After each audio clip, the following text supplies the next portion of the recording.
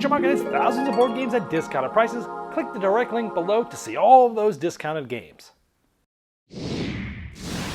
Hello my friends, back in 2009, a classic came out called Finca, and it was nominated at the time for the Spiel Des Jahres. Ended up losing to Dominion, which made huge headways in the gaming industry. And then back in 2018, another new version of Finca has been reprinted, but now it's been sort of out of print again. So Finca is being brought back by Pandasaurus Games, and I was super excited about this. So let me show you how the game works, and I'll see you on the other side.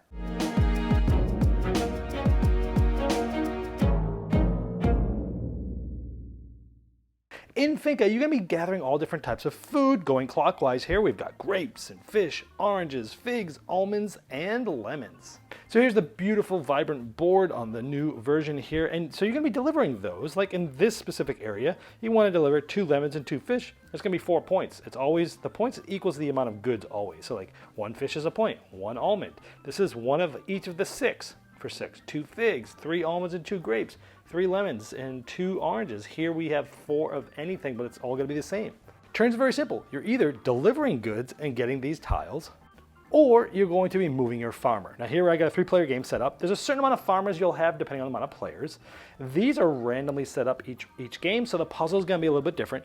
Now what you're going to do is move one of your farmers. Now how far you move your farmer is equal to the amount of people there. So if I want to move this one, I'd move them 2, because there's 2 people here. If I want to move this one, just 1. If I want to move this one, I'd move them 3. So if I move this guy, I would go 1, 2, 3. And in this case, I would just get 1 grape because that's the only farmer there. However, if I move this one to here, I would get 2 figs because there's 2 people there.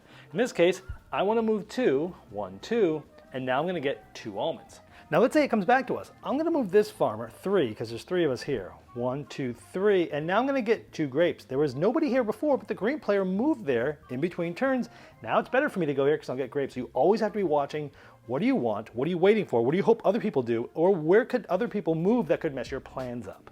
Now very important here is that if you cross any of these lines, you take one of these donkey carts. Now there's a certain amount of these depending on the amount of players. Now let's say on a future turn, I had enough to turn these in. Now, if you have a donkey cart, you'll place it back in the supply. You need one of these to deliver. This is your whole turn. I'm going to turn in 3 almonds and 2 grapes into the supply, and I'm going to get this, which is going to be worth 5 points at the end of the game, and then this is going to reveal a new one. Now people are going for 3 oranges and 2 figs in this Inca region. Now here's one of the most important things of this game is there's a certain amount of resources per player. And so it's very tight where there might be some time where you need to get a resource and there's none left. Or you're getting a resource and you need to take more than what's there. If that ever happens, everybody, including you, puts all of that resource back in the pile, they lose it, and then you get what you're supposed to get. You can really cause shortages in this game by purposely getting things that somebody else is about to deliver just to make sure that they put it back. And so it can be a little bit mean that way, but it is a very huge strategy in the game.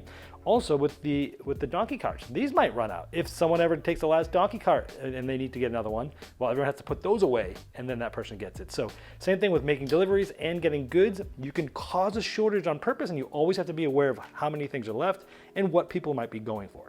Now as time goes on, these are going to dwindle down and down. Let's say somebody else just got 2 oranges and they got this. Once the last one's gone, you're going to score this sort of Finca tile here. You're going to look and see who has the most almonds and figs in front of them that they have completed. They're going to get that and get 5 points. If there's ties, nobody gets this. So for example, I have 1, 2, 3, 4 almonds and 2 figs. I have a total of 6. If I had more than everybody else, I'd get this. This would be 5 points at the end of the game. There's also a certain amount of these nice, huge, chunky Fincas being played with, depending on the amount of players.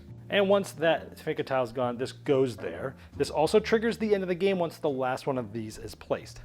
And essentially, you'd add up all the points from all your tiles and your Finca tiles. Hopefully you'd have way more than this at the end of the game, but whoever has the most points there wins. There's 2 advanced versions to play this game. Now, both of these advanced versions were part of the main game in earlier printings. Now, here are 4 tiles. Each player gets one of these in their player color. Now, you can use these once per game, and it doesn't count as your action. Here, I could use this and take any one of my farmers and put it on any of the windmills and guess what's there, but you don't get a donkey. When you use it, you turn it over so you know you used it.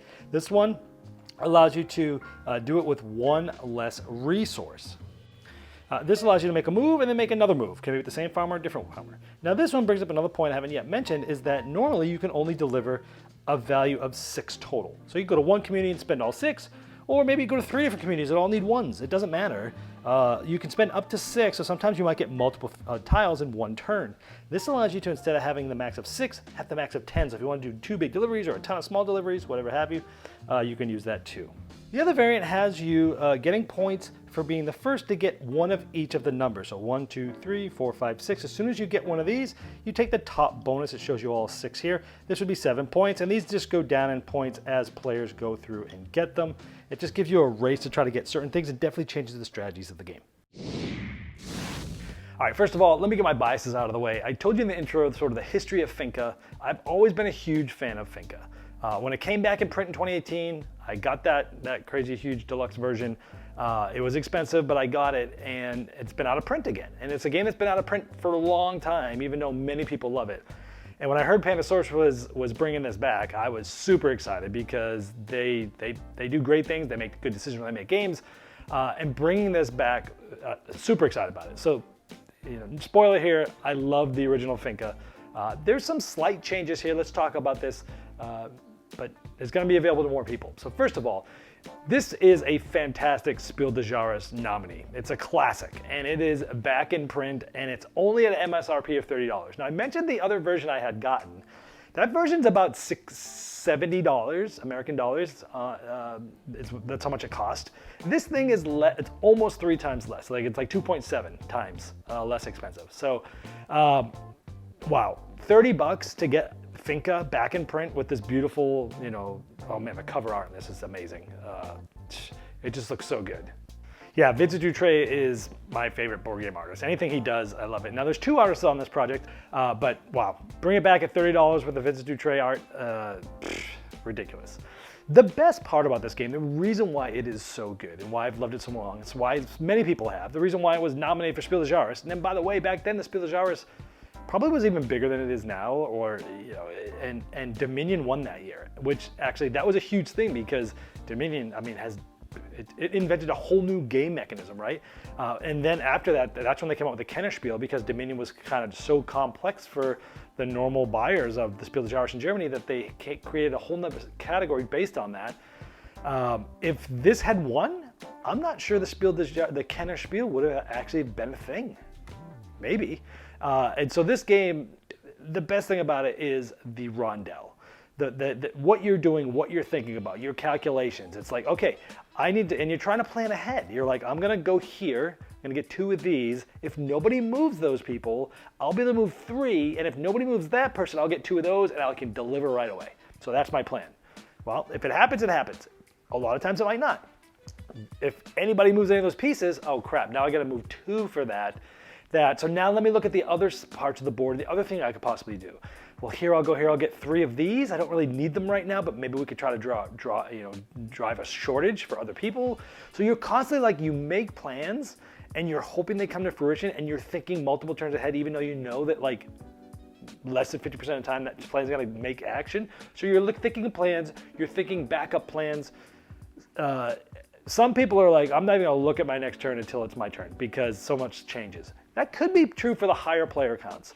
But in general, I actually like this game the best with 2 or 3 players. I always have. It's so pure. You know exactly what's in the 2-player game, it's so pure. You know exactly what they can possibly move, and your planning's even better. 3 players, it's a little more chaotic. 4 players, it's much more chaotic. Here, we'll talk about 5 players in a minute. So the rondel mechanism is the thing of this. It is the best part. Otherwise you're delivering goods and getting stuff, but it sounds like, well, that's it? The whole game is figuring out this puzzle of gathering goods? Yes. And guess what? It's so good and so streamlined and so amazing. That changing puzzle is just awesome. It's so good. Thinking those turns ahead is important too. And again, when you bring the shortage into it, it seems like it's so simple, but there's really a good amount to crunch on there in that rondel. And trust me, it's the reason why it's been back in print again for now the 3rd time. I like that you're trying to set yourself up for the Finca tiles. It's like, oh, okay, I'm gonna get this. So someone messes with your rondel, right? And you're like, okay, I can't do what I really want to do, but I go there and get these 3 other things, like as I talked about earlier, maybe trying to cause a shortage. But what that might allow you to do is go, well, I can just move 1 here. I'll get this 1, and I'll get this 1 almond next turn for the delivery. But that's okay because the Finca tiles that are starting to shrink, The thing it wants is almonds, so I might as well get in the running for that. So it's interesting because you have this short-term planning, which is what am I gonna get right now and deliver right now before other people? What do they have? What could they deliver right under my nose? You're constantly looking at other players, tons of interaction, like, okay, they have that. They're probably gonna get that thing. I'm not gonna go for that. I'll go for this other thing, right? Ooh, they just got that. Oh, they went a different direction. Now I can go a different direction, get that other thing that I thought they were gonna get.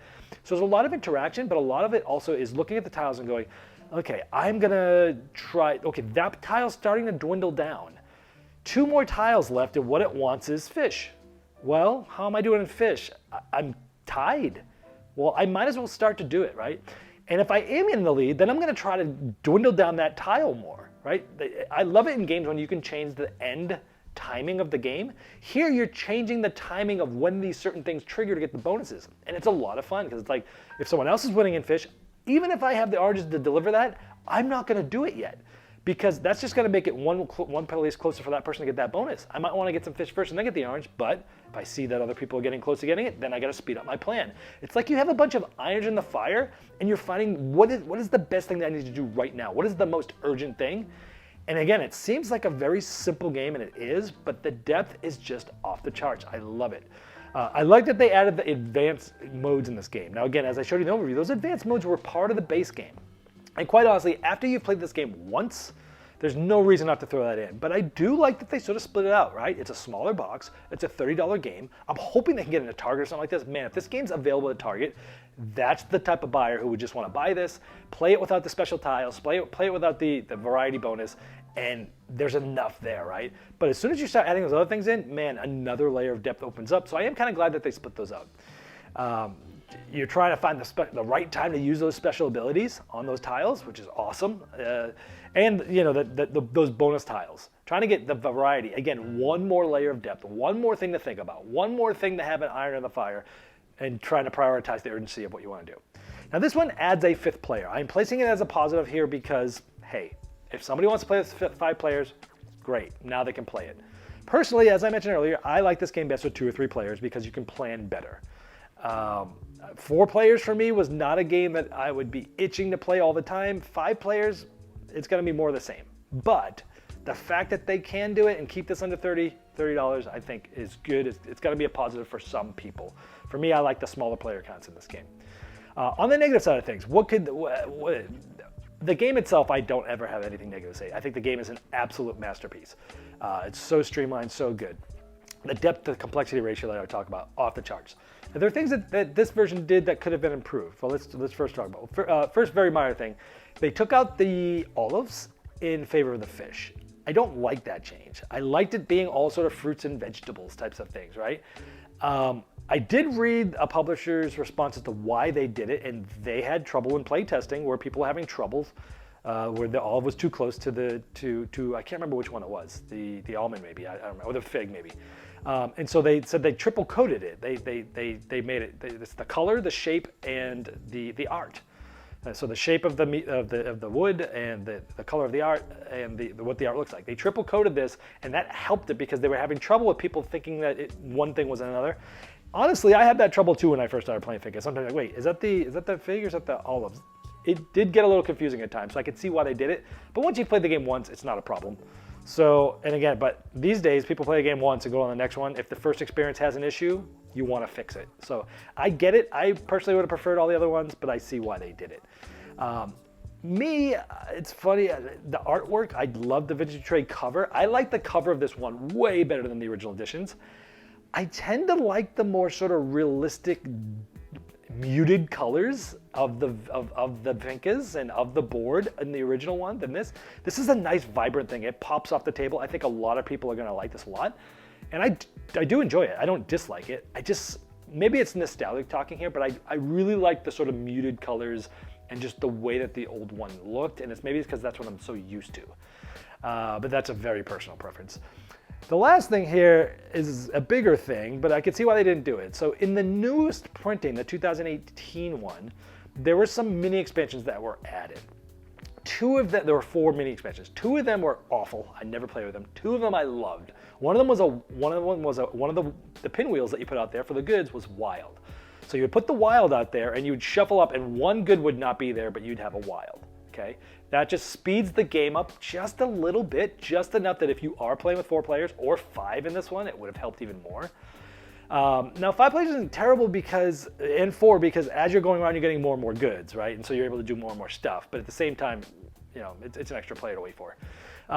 The other one was the El Razul, I think it was called, where this was interesting where another pinwheel came out with this on there. So 2 of the goods that are normally there are not in the games.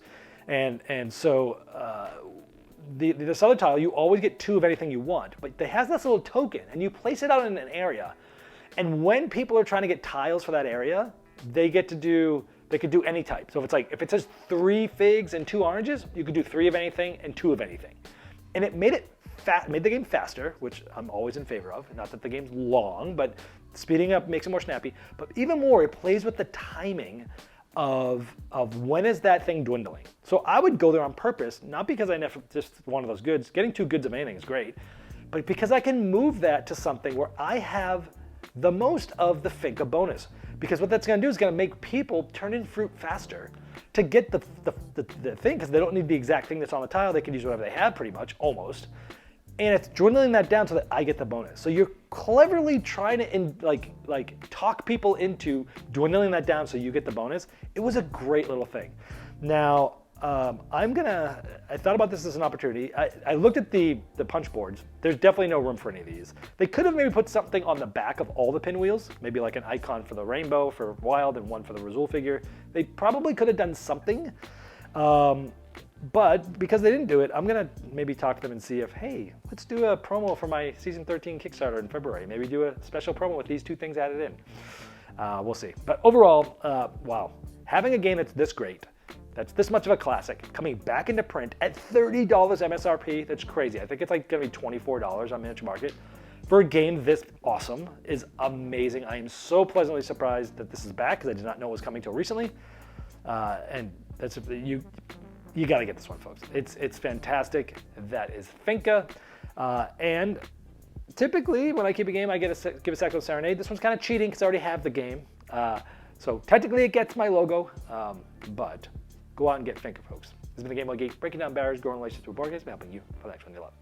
Game Toppers upgrades every game you play, and their 4.5 Kickstarter introduced the new Galactic Mycroft and Watson Game Toppers with interchangeable rail inlays, as well as new game mats, miniature gaming terrain packs, leg kit options, dining covers, accessories, and amazing package deals. The campaign recently ended, but it's not too late to pledge late at GameToppersLLC.com.